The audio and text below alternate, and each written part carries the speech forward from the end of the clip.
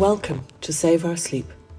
Tizzy and the Save Our Sleep team believe it's every child's right to receive comfort, a parent's right to demonstrate love, and everyone's right to a full night of sleep. This podcast is being recorded on the land of the Wurundjeri people. We acknowledge the Wurundjeri people as the traditional custodians of this place and pay respect to elders past, present and emerging. The Save Our Sleep podcast is dedicated to helping you prevent and solve sleep problems while having some fun along the way. We endeavour to discuss all things family related, starting from preconception all the way through to an adult child leaving home and beyond. Some topics may be distressing. If you find this is the case, please reach out to you or your child's health nurse or general practitioner. G'day, Zoe and Tizzy back for our second episode, and I'm dying to hear how you went on the weekend. In particular, I want to know if you saw any mice. Well, if you're saying good day, I'm going, what's the crack? Do you know what that means? Yeah, sort of. What's the crack? I want to call the podcast, what's the crack? You did want to call that podcast that? Yeah. Crack means good conversation where everyone in the room's involved. So what's the crack with the mice? What's the crack? You need to My weekend was so good, and I'm probably going to tell you all about it, and it was fantastic. But what did you do first? So I did have the wedding. So I performed a wedding, a beautiful bush wedding at a private property in Winchelsea. It was just gorgeous. But I was going to tell you about the morning of. So my partner Luke is right into marathon running, and I'm the least fit person that you could find on this earth. I don't move unless it's playing with my kids, pushing the pram, that sort of thing. So we have this real struggle with me understanding how important these runs are to him. So as he's leaving the door, he sort of tentatively says, I'll be coming in the finish line at 10 to 9. And I'm like, okay, so it's 8 in the morning. I've been up for an hour already with the kids.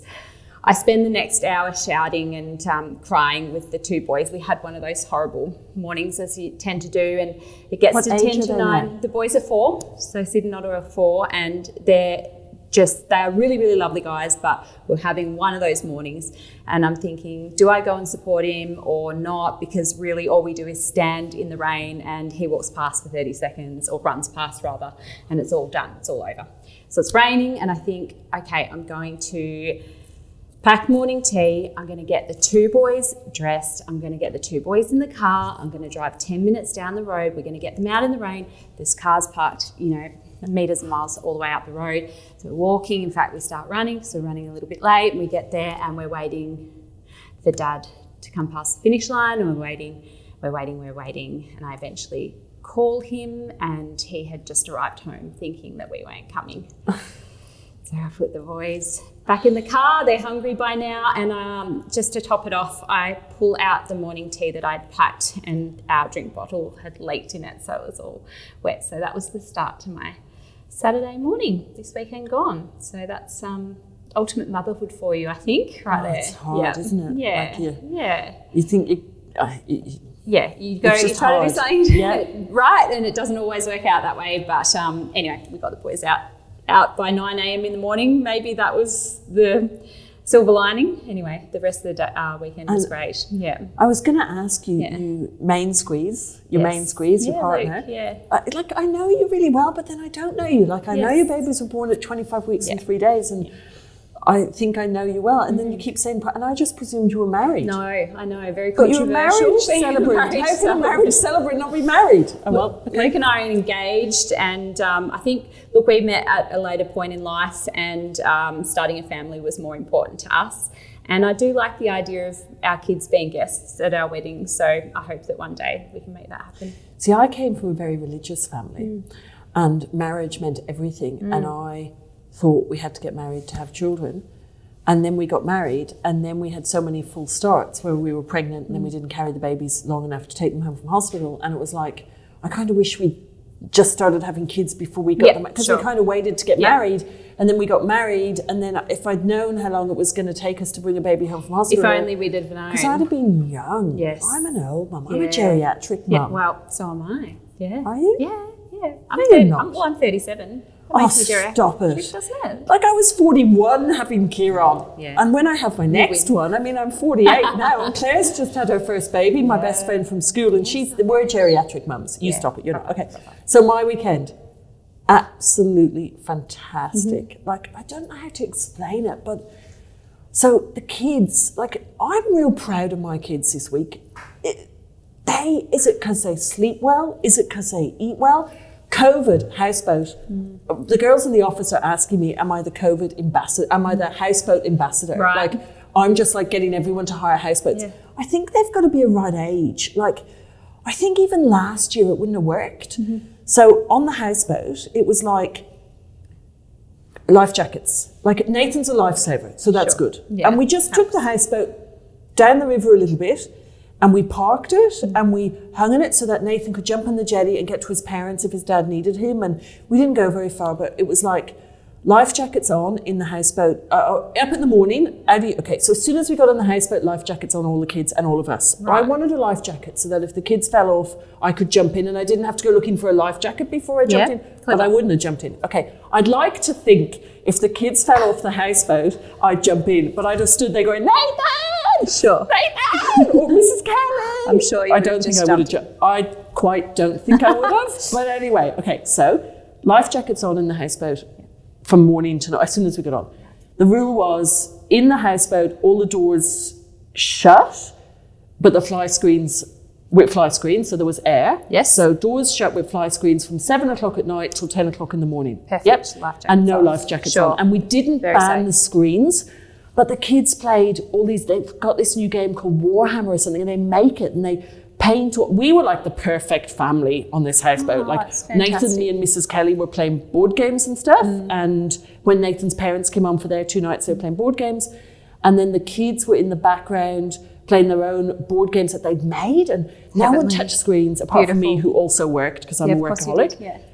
Then when you went outside on the deck, from as soon as the doors were open, life jackets on. I think because my kids sleep so well and understand boundaries, I say to people, my kids have a really long rope but really firm boundaries.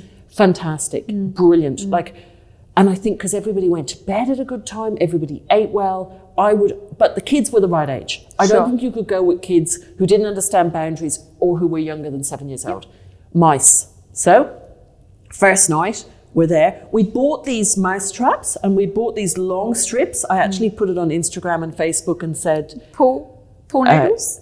Yeah, but I said like COVID stoppers. Right, yes. But luckily no one actually got COVID. Well, no one at this point has got COVID, which is fantastic. Yes. So we got back yesterday from the houseboat. Yes. So we got back from the houseboat last night and we'd had these things, I call them COVID stoppers. They're like these runners, you put them on the door, they stop the mice, but there wasn't any mice. First night, we were sitting there and Nathan's like, and I'm like, you saw a mouse? And he's like, and anyhow, then what happened? I'm like, you saw a mouse? And he's like, yeah, no, yeah. Anyway, and then he went under I said, get the mousetrap. And he ran and he got the mousetrap out of his little tinny. We had this tiny boat, which was brilliant, but we need a bigger one if we go again. Right. And we've booked again because it was so good. Yeah, great. Got the mousetrap. He went to put it under the oven. There's a mousetrap under the oven. So the owners already knew about mice. The mousetrap had a mouse in it, but they were like live mice. Yeah. So then the next morning, we got the mouse trap out. There was another mouse. We thought, it's going to be mouse catching. Sure. Took the mice up onto the riverbank, released them.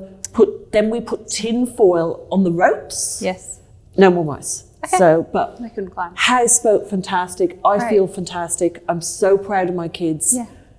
It was really easy. Sounds beautiful. You know, and we didn't see anyone, so I don't think we got COVID. Sure. Nathan's mum and dad went to a wedding. Yeah. But hopefully they wore their masks. Anyway, so I think we're good. Yeah. So, sounds good. Episode number 2. So where did we last leave off? Babies in hospital, I think. We were talking about babies in hospital and we were going to talk about sleep deprivation, but did we? Were. What are we going to try and talk about today? Let's just pick up where we left off. You know, you were talking about how babies are set up for failure in hospital and, you know, What do you have to say about that? We were So- talking about feeding. We were talking about breastfeeding. I'm sure we'll get taken off the air because we've broken the rules already. How many rules are we going to break? Like, I'm sure that there's a rule out there that you're not actually allowed to say that it's okay to use infant formula. Yeah. It's really weird. It is But weird. anyway, we were talking about, why are babies in special care different? And why are people... And we were also talking, like, one of the points I really want to get across in the book is, one of my pet hates is... Now, let me ask you a question first, Okay. before I go into what my pet hates are, Right. okay? Yeah. So that I don't influence your answer. Okay. Let's pretend I'm a random person on the street and I come up to you and I say, I heard you use Tizzy Hall with the boys. Yes. Did you? Well, yes. Yeah, I did. But not initially. From 5 months, I started using... So you Tizzy Hall. didn't from day one? Did you from use day Tizzy one. Hall from day one? No, sorry. No, No. I did not. Okay, explain. Well, I didn't know you existed, to be honest. I didn't know about the book or yourself. I wasn't a mum until I was a mum, and it's a shame. And I feel like I wish that every woman left home from hospital with a copy of your book, really. But no, I didn't know. Can I interrupt you there for Yes. 1 second? They're not allowed. Yeah, of course they're No, not. no, do you know why? Because I broke the rules. I know. No, do Yes. you? How did I break the rules? It's got to be your bedding, is it? No. I put a chapter in the book, How to Bottle Feed. You're not allowed to do that. So if the book didn't have a chapter in it on how to bottle feed, Right. I could probably even put a free sample of the book into the bounty bag. But because I dared to help mothers feed their baby from bottles or formula, there's a chapter in the book, I'm sure there is, called How to Bottle Feed. Okay. Yeah? And whether it's a full chapter or whether it's just a section, so that's not allowed. So are things feeding in the first 2 weeks? It's not a full chapter, but it's in there. Okay, so yeah, so that's why not allowed. Anyhow, so back to you. So I started at 5 months, and it was a friend of mine just sent me the bedding guide. So can I now ask you, Yes. and then you came and you saw me at the hub and we had the lovely That hub, all and we'll go happened, into that in more detail in other day. because otherwise we're going to spend way too much time chit-chatting, and we're trying not to. We're trying to get to the nitty-gritty of the book, and we only are. got to the first few paragraphs Yes. in the last episode. Yes. So, baby number 3. Yes. So if you missed the first episode, Zoe has a mum of 2 boys, Sid and Otto. She says they were born at 25 and a half weeks. I said they were born at 25 weeks and 3 days, because I counted the days in all my pregnancies. Because I had pregnancies that got to like 22 weeks, so this is like 25 weeks and 3 days. To me, though, it's just such a milestone, and they're alive and they're good and they're healthy. And They are. right. Yeah. Now you've got number 3 Yes. in your tummy. Cooking. Yeah. Yeah. What are you going to do at number 3? When are you going to start the book? Oh yeah, immediately. Yeah. Why? Yeah. Because I know it works. I believe in it. I don't know, and I know what you're saying. You don't understand why others wouldn't start. That's from what birth. I was If you know gonna about the say. book, I don't know why you wouldn't start from So- birth. I'd love to know. Can you let us know? Yeah. Can So let us know? people say Yeah. that they've got the book. I've got the book. I'm going to start it at 6 weeks. I've got the book. I'm going to start it at 2 months. Now, the real roots of sleep are if a baby is well fed Yes. and warm, they sleep. Yeah. And loved, but unloved? Yes. No, but my babies were in incubators and they were well fed and they were warm. Did they know they were loved? Like, yes, loved, yes, it's important. And people say to me, oh, you can't follow Save or Sleep and love your babies. But really, no. So I had babies in Romania in orphanages, which is now called Moldova, yeah? They didn't know that they were loved. I loved them, but I couldn't love all of them at once. But they were well fed and warm and they slept. Sure. So I'm not saying, you know what I'm not saying, and I am saying. But anyway, well fed and warm and loved, they sleep. They do. So why, so if you have a baby and it's born and you feed it pretty much straight away, one thing I love about my feeding book, so we've got Save Our Sleep Feeding, it's got the wrong cover on it because it looks like it's a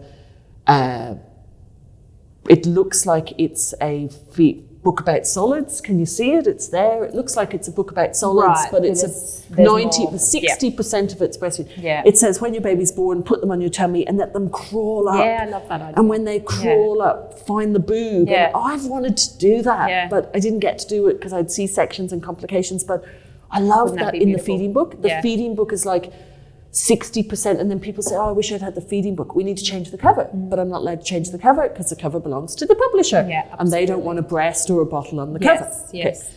Anyway, I photoshopped it on the website. It looks much better. So you have this baby, and if it's fed well, and then it's got the correct. Now in the hospital they cocoon them, so they take the baby, and this is a full-term baby. Yes. We're talking about your new baby who's going to be pretty close to full term. Full term. Yep. They take them, they put them in a cot. The cot's plastic, so it's much warmer than your cot at home. In WA, they've got cots with rails, Okay. but in Victoria, we have plastic cots. We do. Yeah. Yeah. So they're hot, they're plastic. The mattress, I would say in WA as well. Is WA over there or there or there? I don't know. Anyhow, the mattress in WA, I would say is plastic as well. And in Ireland and everywhere else. It's Hospital's hot. warm too. And the hospital's warm too, yeah. So you've got this baby, they're well fed and they're hot, and then they just sleep. And then you swaddle them the correct way and they just sleep. And then you get them up and maybe if they don't get to the 3-hour mark, you might hold them or put your finger in or pat them but if you're in special care, they would encourage you to get to the 3-hour mark. And they don't need to be sleep trained. I hate people saying Tizzy's book is sleep training. I don't want my book to be sleep training. I want my book to be prevention of sleep problems. Yes. And if you use it from day one, it's going to prevent sleep problems because they're well fed, they're warm, they're loved. And they'll enjoy sleep. They literally, I love sleep. My boys, I love sleep. Adults love sleep.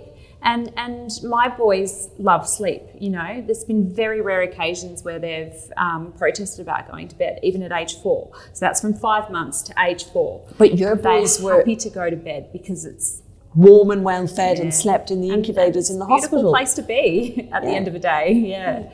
Yeah. So why do people? I don't do get that. Do you think that they wait because babies are sleepy to begin with? No, I think and they it's feel always, like they don't need to. And I think it's myths. I think it's myths. I think everyone hears, sleep training, sleep training, sleep training. No, it's not sleep training. It's prevention of sleep problems. Now, this book is prevention of sleep problems, but the feeding book is how you can use that and not use routines and stuff. Sure. And you can demand feed but avoid sleep problems. So people think it's sleep training and then they say to somebody, and this is why I wanted to do the podcast because I want people to understand. So then they'll say to you, how early can I sleep train my baby? I think you can probably sleep train them from 6 weeks, or you can sleep train them from 6 months, or you can sleep train them from 2 months. No. Why sleep train them? Why not treat as soon as they're born as the 4th trimester? And if they're well fed and warm, they just sleep. No sleep training needed. That's what I want to get across. So then you've got this baby in hospital, and then the nice and warm, they cocoon them, and they even put a hat in them, and then you're leaving the hospital and you get told, don't overheat your baby. If you overheat your baby, it'll die of SIDS. Don't overheat your baby. Sleep them on the back. Don't overheat them. Don't put a hat on them. No, but who says no blankets? People say no blankets. No, but does the hospital say no blankets? No, perhaps not. Who says it? People, other mums, people say it. Why? I don't know why. So we need to re-educate people to say no polyester. Loose. Yeah? No, not loose. Yeah. So no polyester blankets, no wool blankets. Wool and polyester cause problems if babies get them over their face and stuff. And so there's a website in Australia, which we're not going to mention what it's called, but there's a website in Australia and people think it's this place that you go to get safe sleep advice, but it's not. It used to be that many, many years ago. Right. And now it's a place that supports grieving parents when they lose children of any age. And they haven't actually done any research. I found this out because a child locally in Geelong died of SIDS or cot death. And they got really upset because they've set up their own business now to do research, to fund research, because the company that everyone thinks is this amazing research has not done research in years. People kept saying to me that you can't use blankets and you'll overheat your baby. And I thought, this is ridiculous, it doesn't sit right with me. Because when I went to the SIDS International Conference many years ago when I was young and childless, I was so much, able to do stuff because I didn't have the kids and there was no mum's guilt. And I went to the SIDS International Conference and they taught us that if a baby is in a safe sleeping bag, this is an older baby, and it's on its back with a zip on the back, and they're putting their back, and then they put blankets on. They sleep on the back for longer, and if you take the blankets away, so the SIDS International Board, the international conference, talk about, and I had at one point all of these extracts, and I used to carry them to expos, thinking that people who are misinformed and had a go at me on Facebook or websites and stuff saying you're wrong and this is wrong. I was expecting them to come and see me in person. That one did. At one expo, a lady came to me and she said, Tizzy, I'm a midwife and I'm a da-da-da-da-da-da-da-da, and I'm a this and I'm a that. And she had all these credentials next to her name because I have qualifications when I'm in Ireland and England. But I don't have qualifications in Australia because I don't want to, well, for a couple of reasons. I don't want to pay money to AFRA to be registered, and if you look on there, there's me listed on there anyhow, because it's quite, so it wouldn't even matter because people don't actually know my real name. And then if a lot of people say, I'm not going to, I work 24/7. I even work on the toilet, okay? Helping mums, because this mum said my baby's crying and I need this and I need, and I don't know how to not help people. I'm changing that because I'm trying to be with my kids more. You're helping me change that. The podcast will help me change that. But so this woman came up to me and she was like, why do you keep telling people that they've got to sleep their child up to the age of 2 on their back? It's reduced by then. And I said to her, we're at an expo. How about we pick 100 mums now and we line them all up with their children of 18 months old, And how about you choose the one who's going to sleep on its tummy tonight and die at 18 months old? You know, and it's probably not 100, that's not the right, it might be 1 in how many thousand. But how about we line them all up and you choose that child? And she goes, oh, but it's impossible to get them to sleep on that. It's like, well, no, if you follow my world famous bedding guide, it wasn't called that at the time, it's not impossible. So this is it. So, and they sleep, and the blankets and stuff. I've gone on a bit of a tangent. Zoe, you're here to bring me back to where we were. Where are we supposed to be? Well, we're talking about the advice given in hospital as opposed to when you go home. Oh, so I contacted, now you've got me back to where I was, thank you very much. So I contacted this organisation that everybody talks about in Australia, and I said, I want the evidence. I want the evidence of how many babies in Australia overheat in their cots when they have the correct bedding. Oh my goodness, you should have heard the conversation with Nathan and I when we got this evidence. They sent me the evidence. How many? How many babies in Australia have died in their cots of SIDS, formerly known as cot death, in their cots in Australia from overheating? I think I know the answer. What? It's none. None. And I only know that from you. But, none. Right? Do you know something kind of funny but not funny? I had a map of how many kids died everywhere, and there's more who die in Tasmania than die up in the Northern Territory. So if it's overheating, Tasmania is cold over Territory. Killian was doing a project at school. Killian's my now 11-year-old project at school, and they had to do a map, and they were discussing, they had to choose something like how many chocolate companies were here. He went and plugged how many deaths there were. He did this map at school. His mother's so obsessed with the company of how many, you know, it was, the teachers weren't impressed. They thought it was wrong that he knew how many. Anyway, so they said none, but we've got one case from the Netherlands, and it was a baby. And they had a baby, and they put it in a sleep sack, in a wool sleep sack, in a cot. You know those old-fashioned red rod heaters? That, like, you might be too young, but my grandparents had them. I know them. And they were red rods, and that was pointing at the cot, and the baby was the cot was 52 degrees, okay?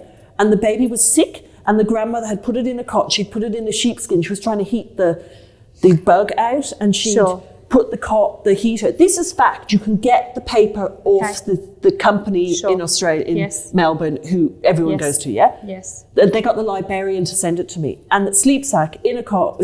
Well, anyway, they'd roasted this baby. The baby didn't die from overheating. They roasted it. And in Australia, the only babies and children who've died from overheating have been in parked hot cars. Okay. So where does it come from? Where does it come from? So, the bedding guide, it teaches parents how to have their new baby warm with the correct bedding. Why teach your baby to sleep on you, and rock them in a chair and stuff, when eventually, like, I know it's lovely, right? I did it. Like, you look at the photos of me in special care with my babies. I decided that from when my babies came out of my tummy, Kieran at 32 weeks, he was going to be my last. The obstetrician told me that and made him my last. Right. He took my one remaining tube out. Okay. Like, and he's like, is that all of it? And I'm like, I can do IVF. And he goes, no, you can't. Anyway, so I decided I was going to treat those weeks in special care, Yes. where I did spend time with him, and I Yes. actually had it set up that I didn't have to work. Right. And I just sat and I held him and I loved him and I smelled him, and he should have still been in my tummy. But I decided from the day he left hospital, so the day he left the isolate, the incubator, Yes. and came home, he was sleeping in the cot, in the cot next to our bed, Yes. mini crib. We Yes. got a little mini crib with a mattress that I got made specially because I didn't want him on a mattress that had been exposed to cigarette smoke and stuff, and a mini crib with slats the whole way around. I don't understand why people think, I'm going to have this baby, it's going to come out of my tummy, it's going to sleep in the crib in the hospital for a few nights, and then when I bring it home, if you want to co-sleep, that's great. Do that from day one and do that forever. Sure.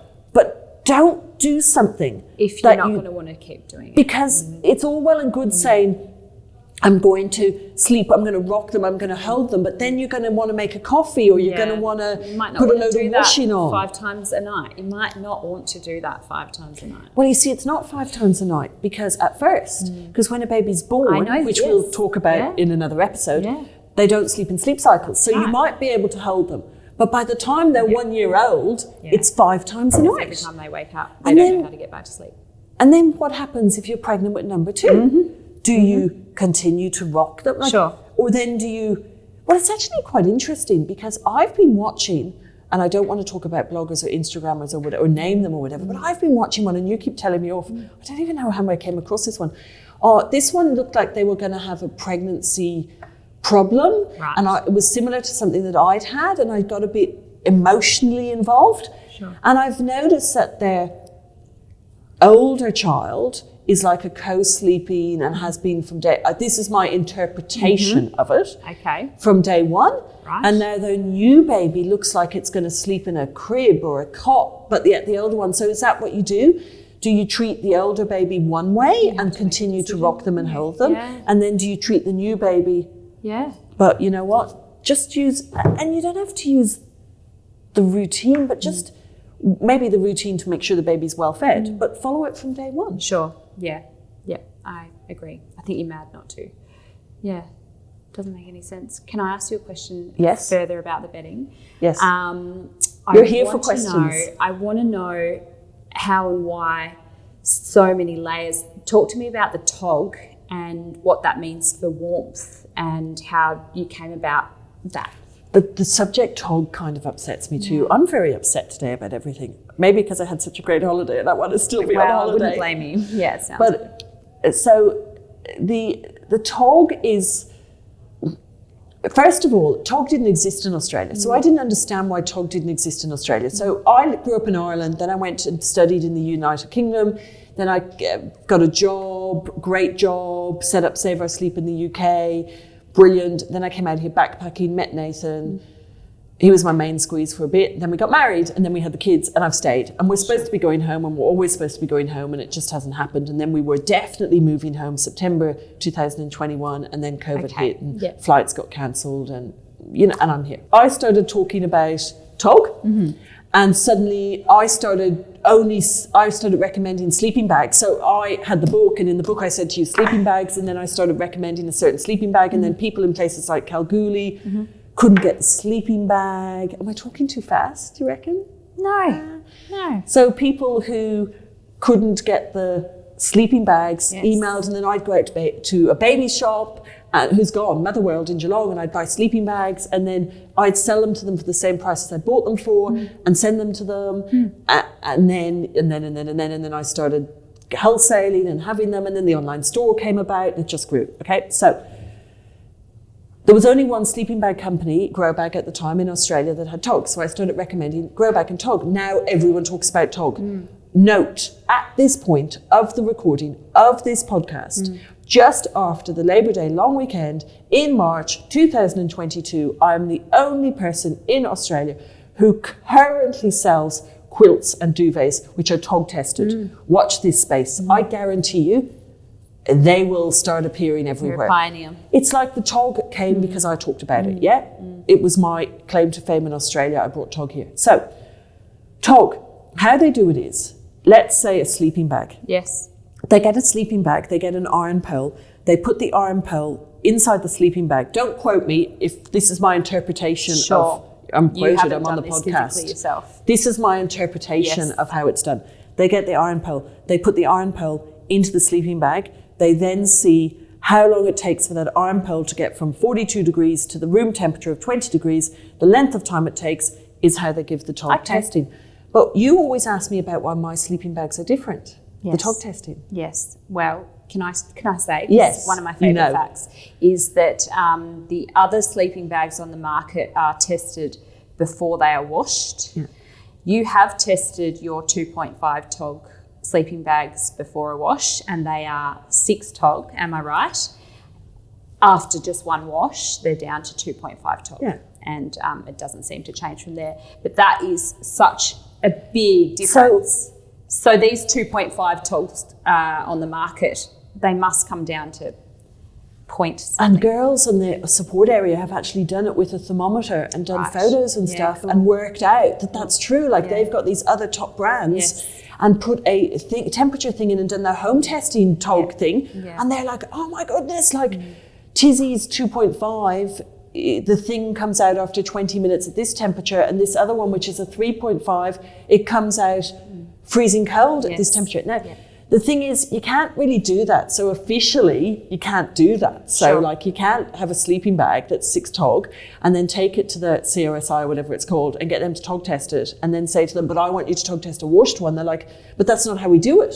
So officially, you can't do that. Like they can't take their sleeping bag there and say, I want it, what TOG test, and then I want you to tell me what it is after washing, because they say we can't give you the certificate of TOG testing on a washed garment. So I argue with them, but why? Like if I put in the washing instructions, must wash before use, and I argued. My dad reckons I should have been a lawyer.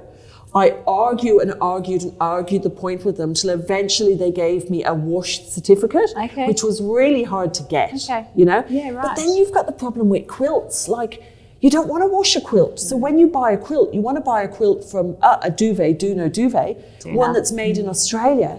Because now here's another problem. So we get our duvets made in Australia by a company in New South Wales called Bambi. But because the packaging and stuff's made in China, it has to say made in China.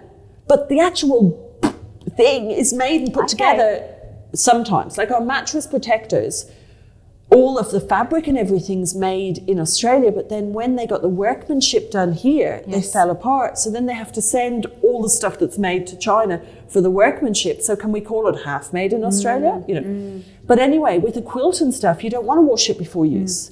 And that's where it becomes hard. So, but with the sleeping bags, because you wash them so often, you need to know. Now, so why? Do you know why the TOG changes when you wash it? Do you understand how TOG works, or will I fill people in on that? Well, does it have to do with air? But no, you fill people in on that. So, I'm not 100% sure. So if you get like a feather duvet, and you get it, and you've a duvet. That's a duvet. I'm bringing the word duvet to Australia. So duvet, quilt, doona, whatever you want to call it. If you get a feather one, and you push down on it and flatten it and TOG test it, it's going to be like, let's say, 3 TOG. Right. Yeah. If you get the same duvet, so take my sleep bags with the toweling centre, so I've got 100% cotton, 100% cotton and 100% toweling in the centre is my 1 TOG. So if you take that and flatten it, I shouldn't say this because now people only need 1 sleeping bag. If you take it and flatten it, okay, it'll be like 0.9 TOG. Yeah. And then if you shake, it's not a good example because if you shake it and shake it and shake it and shake it and shake it, it's then going to be 1.1 TOG. Okay. Yeah, because of the air. So let's take the duvet again. Duvet. Yes. Duvet. Doona. You flatten it, yeah? And it's 3 TOG. You pick it up and my duvet is from Harrods because it's the only place I could find a drop duct feather. So the ducks run around and they drop the feathers, and they gather the dropped feathers from an organic duck farm. Yeah, cost a fortune, but then I didn't have to pay the 16.5% VAT. And then I thought, well, do you know what? I've slept in this one for 20 years, and when I divided the sleep anyhow, I got a duck dropped. If you take it and shake it and shake it and shake it and shake it and shake it and shake it, it traps all this air, and the amount of air that's trapped in a garment increases the heat, which increases the tog. Okay. Yeah.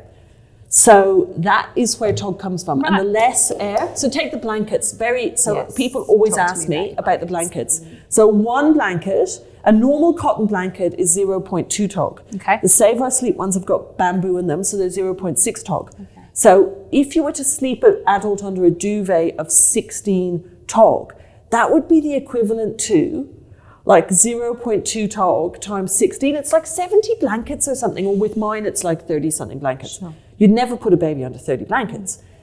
But if you take the 0.6 tog blanket, now people say your blankets are pretty expensive, but then it's like, but you only need one to get 0.6 tog, you need 3 of the cheap blankets. Sure. But then can you take 3 cheap blankets, or can you take 3 blankets of 0.2 tog, layer them on top of each other to make 0.6 tog? No, because too much air is trapped. So you can't work out. You can't calculate. And do you know if the mums put the blankets on like flat in one big pile? I always lay all the blankets out, piled them up, put the sheet in them, put the baby in the cot, picked up all the blankets, whoom, see you, good night, gone. I didn't put them on one at a time, because by the time you put them on one at a time, your baby's rolled to their tummy. Yes. If they're a big baby. Sure. Yeah? Okay. So anyway, episode number 2 was supposed to be about what? And now we've just made episode number 2 about tog. And I reckon that's it for episode number 2 is about tog. Because we have, so what we're doing is we're going to have this recorded, as Zoe found out at the end of the first episode. It's on, you'll have seen it on YouTube. Hopefully lots of you did. So thank you very, very much to everyone who subscribed to YouTube. That was fantastic. Did you see all the new subscribers? Brilliant.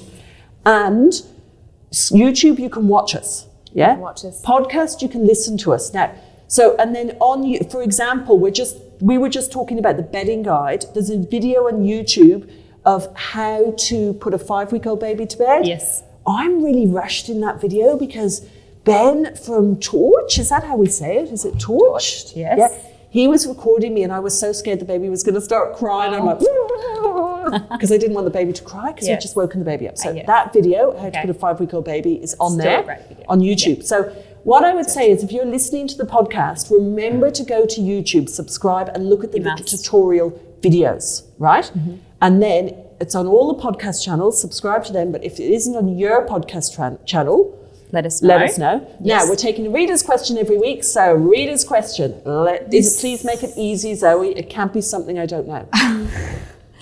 Funny you say that. Okay, so this is from Jessica. And she asks, why do bath times change so regularly in your routines? They don't. Do they? The bath times are the same. Well, I don't remember. No, I get it. I know. You've asked the question wrong, Jessica. I know you're not Jessica, but let's say you're Jessica. Right. Can I correct her question? Yeah, of course you can. Are you sure? Well, Jessica, do you mind? She's not actually here, so why don't we go with it? Jessica should have asked. Yes. Can I tell you something about Jessica? Please. She's breastfeeding, not bottle feeding. Right. Because the breastfeeding routines and the bottle feeding routines are different. Okay. So Jessica's obviously a breastfeeding mum, or else she's reading the book, getting prepared to breastfeed, which is fantastic. Yes. And she's making notes and she's going, why's the bath time change? I reckon she hasn't had the baby yet. Okay. Because if she'd had the baby, she'd know why the times change. I want to know because why the routines in the first 8 weeks. Right. You've got breastfeeding routines and you've got bottle feeding routines. Yes. Because the breastfeeding routines are about the mother's breasts and making milk. Mm-hmm. And the bottle feeding routines, you see, in the ideal world, a baby would want to feed every 4 hours from when they're born, and that's it. But if you breastfed every 4 hours, your breast milk would dry up. So you milk your breasts we'll talk about that maybe in episode 3 or 4 or 5 or 10 or 20. If you breastfeed, you need to milk your breast. So you either need to breastfeed, or you need to bottle feed, or you need to Did you like our little reel Express. where I reckon it's a photocopier and she reckons, It's a Zoe dance reckons club. it's a dance? Yeah. Or Express every 3 hours. In order to fit the speed time, so the first week or 2 weeks are like every 3 hours. Then it becomes every 3 hours and 15 minutes. Then it becomes every 3.5 hours. Then it becomes 4 hours. So it's about fitting the breastfeeds in, which of course, without actually checking, I reckon that would then move your bath times out. Okay. So I reckon, without going to the book, but I reckon what Jessica's We're talking allowing about more is, time. Good. I reckon the bath times would change in the first few routines because the expressing and the breastfeeding time changes. Okay. Someone can tell me if I'm wrong. People, I think you can answer on YouTube. Does someone want to look at the book and then tell us on YouTube if we're wrong? Okay. Yep. That'd be good. Now, can you? do that? Do you know? I think you can put comments on YouTube. I think we can put comments. Yeah. Not us, them. Can we put comments Our on fans? YouTube? Yeah. Yeah. Our fans? Yeah. Can, Our who are fans you can. asking? You're Our asking the fans can. room? Or are you asking our film crew who are Our fantastic? film crew are saying Okay. yes, you can. Perfect. Okay. That's it. I can't Oh, wait well, to see what's you again next weekend? week. What are we doing? So, I don't know what I'm doing. I'm having a really good week. Do you know what? The kids have been off because we've been away. We've just got back. We took an extra sneaky day off school. Good. So we took Life's too short. yesterday off, which was Tuesday. Yeah. And the kids are back at school and life's pretty good and no one got COVID, so that's fantastic. And roll on, I'm going to have an easy week. No washing. That was the other good thing about the houseboat.